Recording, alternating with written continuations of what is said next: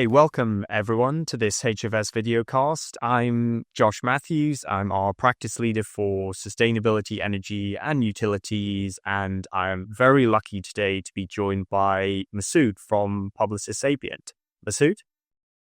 Thank you, Josh. Hi, everybody. I'm Masood Haq with Publicis Sapient. I'm the global practice lead for our energy supply and trading and based in Houston in the US. Hey, fantastic. Well, thanks again for joining me. And we're going to talk a lot about clean energy today. And quite frankly, clean energy is confusing.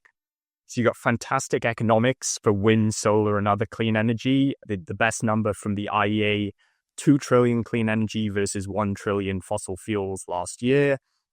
But you might not think that if you listen to politics, certainly in the US, certainly coming from the oil and gas industry, rolling back their investments. But alongside a lot of that rhetoric are a lot of firms accelerating, whether it's based on economics, whether it's based on getting the remaining subsidies, which is still there. You have nuclear and battery technology moving forward very, very quickly. And in so many parts of the world, you still have so much political and business support for the energy transition.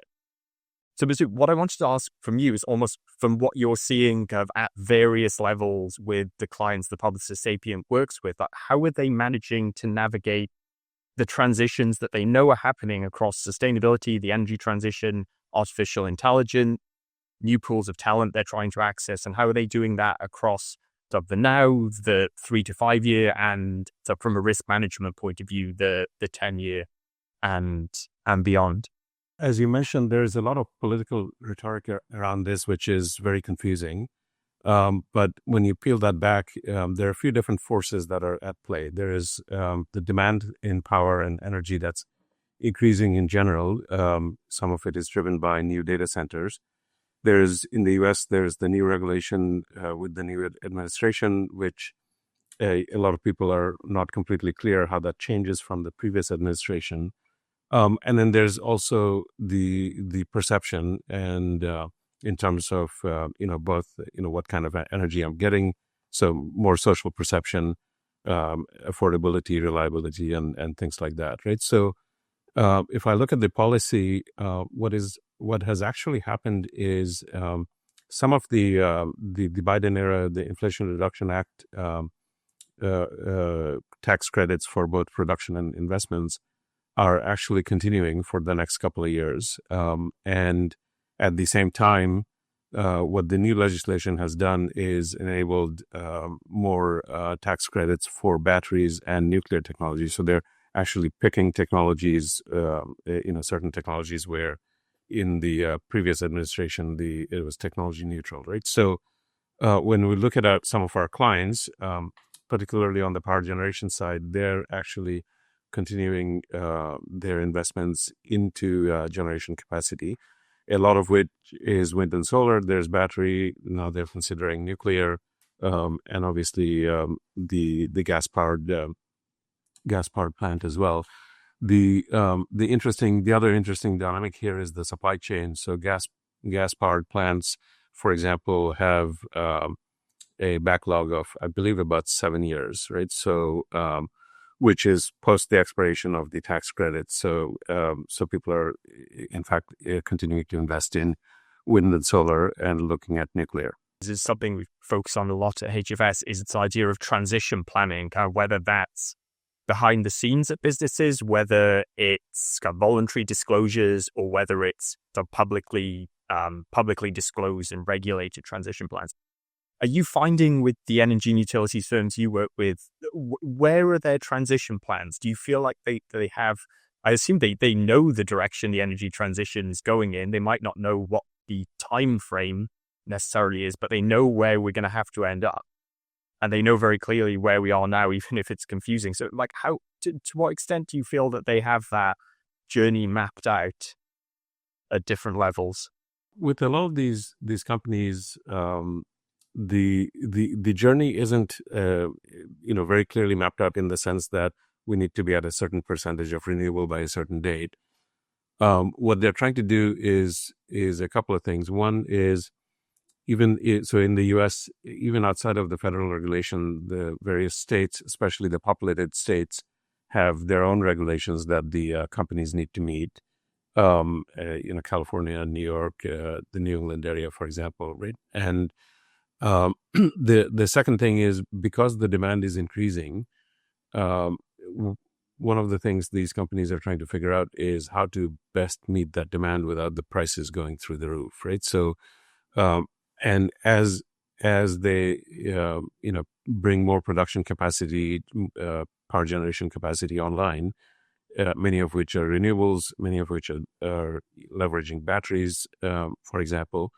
So naturally, the percent of renewable in the portfolio does continue to increase, and these companies continue to benefit from the tax credits as well, right? Both for production and investment. So right now, the way I see it is, what is the full throttle ahead in terms of increasing generation capacity without getting caught up in the backlog of some of the traditional power generation. At the same time, making sure that you're meeting the demand, you're meeting the state regulations, and you're constructing or building as fast as you can. I know that a lot of folks listening and watching will want to know, and so many folks from within the energy and utility space who really are sort of hanging on and trying to think that they can make that positive impact kind of from the inside and be part of that transition. So I was going to ask sort of whether this is one company or one client example specifically, or a partnership, or a specific set within the industry.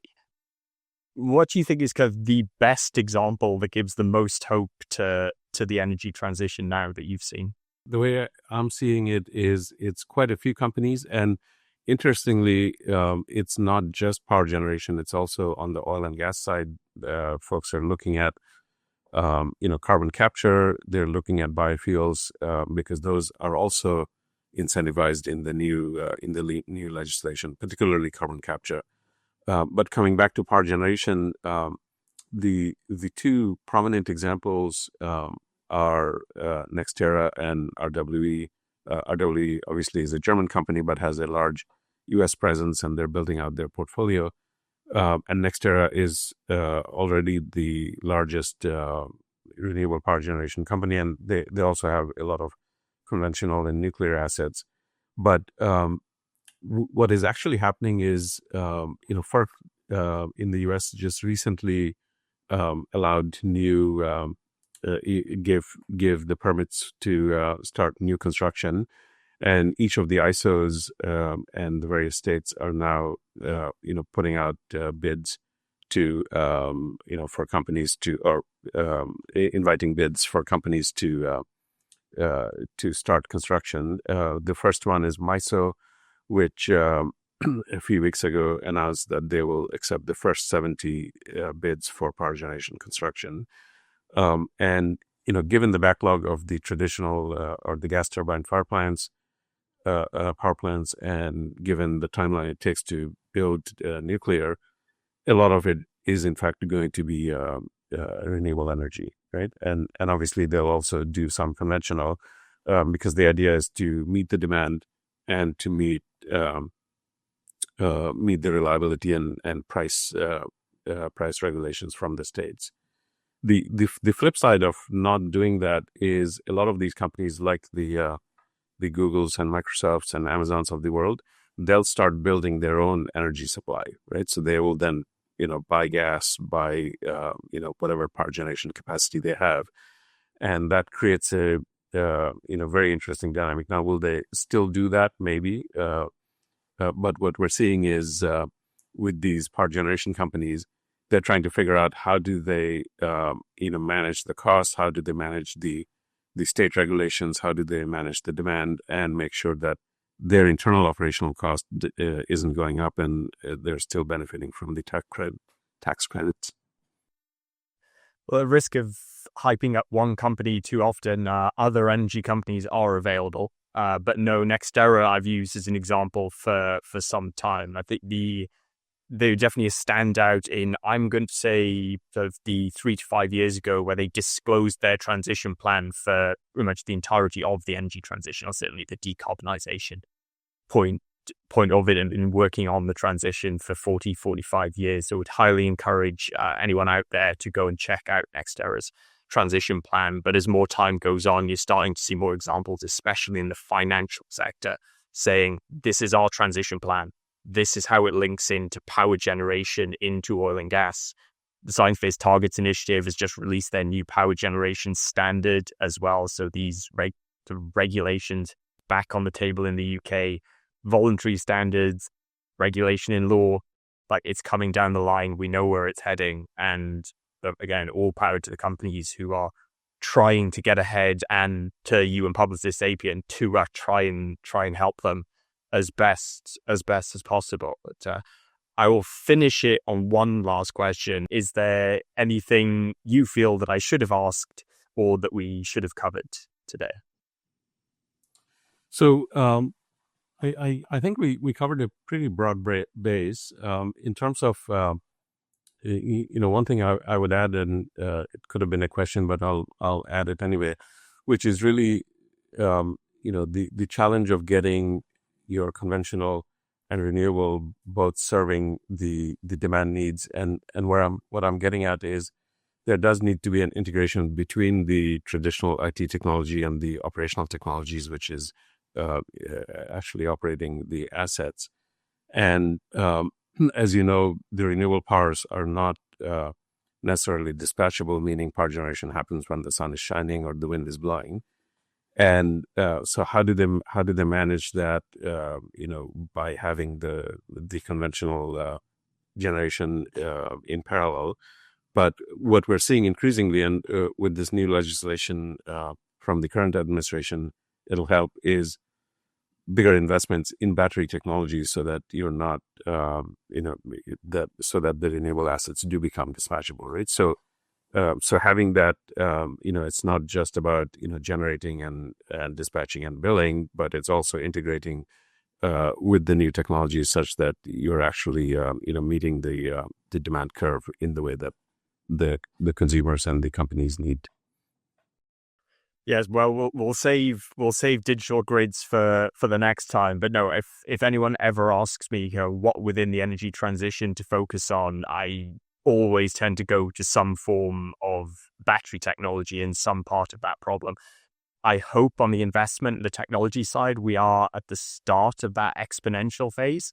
But I think there's a lot more work to do. We've solved quite a lot on the technology side, solar, wind, to make it more efficient, install it, upgrade the grid. But the battery technology side, if anyone out there is looking for a place to throw their innovation, their resources, you could do a lot worse. But thank you again, Masood. An absolute pleasure talking to you as always. Hopefully next time in person. Thank you, Josh.